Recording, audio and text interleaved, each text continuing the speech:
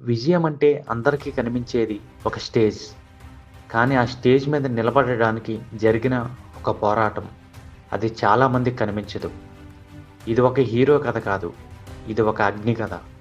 ఇది ఓ సాధారణ వ్యక్తి అసాధారణ మారిన కథ. ఇది పవన్ కళ్యాణ్ గారి ప్రయాణం. బాల్యం. లోపల జరిగే యుద్ధం. చిన్నప్పటి నుంచి ఆయన చాలా మౌన స్వభావం. జనం ముందు మాట్లాడడానికి కూడా ఇబ్బంది పడేవారు. శారీరక సమస్యలు, వెన్నునొప్పి, మానసిక ఒత్తిడి. అప్పుడు ఒక నిర్ణయం తీసుకున్నారు.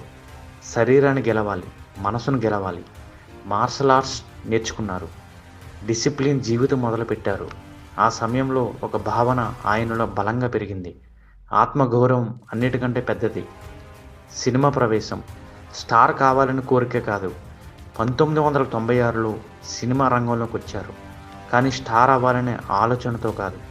తనదైన స్టైల్, తనదైన బాడీ లాంగ్వేజ్, తనదైన డైలాగ్ డెలివరీ.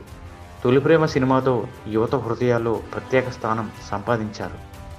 ఆ సినిమాలో ఆయన చూపించిన అమాయకత్వం, అంతర్గత తిరుగుబాటు, ప్రేమలోని నిజాయితీ అవి ప్రజలకు కొత్త అనుభూతిని ఇచ్చాయి.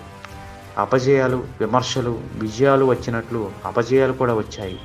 కొన్ని సినిమాలు ఆశించిన స్థాయిలో ఆడలేదు. విమర్శలు వచ్చాయి, ట్రోలింగ్ జరిగింది. కానీ ఆయన ఎప్పుడూ పెద్దగా స్పందించలేదు. ఎప్పుడూ నిశ్శబ్దంగా ఉన్నారు.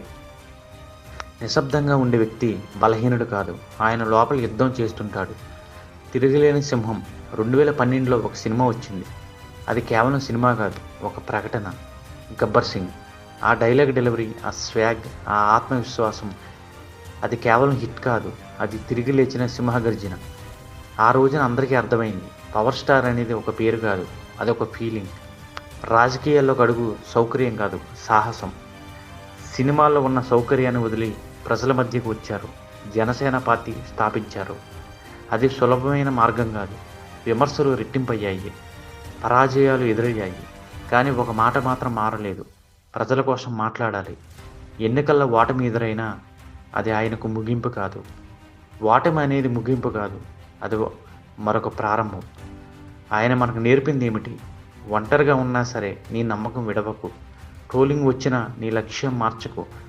ఓడిపోయినా మళ్ళీ లేచే ధైర్యం పెంచుకో. పవన్ కళ్యాణ్ గారి జీవితం మనకి ఒక విషయం చెబుతుంది. మనసులో అగ్ని ఉంటే ప్రపంచం ఎన్ని అడ్డంకులు పెట్టినా ఆ అగ్ని ఆరదు. విజయం అందరికీ కనబడుతుంది, కానీ ధైర్యం అది కొద్ది మందిలో మాత్రమే ఉంటుంది.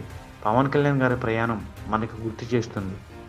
జీవితం మనల్ని పరీక్షిస్తుంది, కానీ మనల్ని గెలిస్తే ప్రపంచం మనల్ని ఆపలేదు.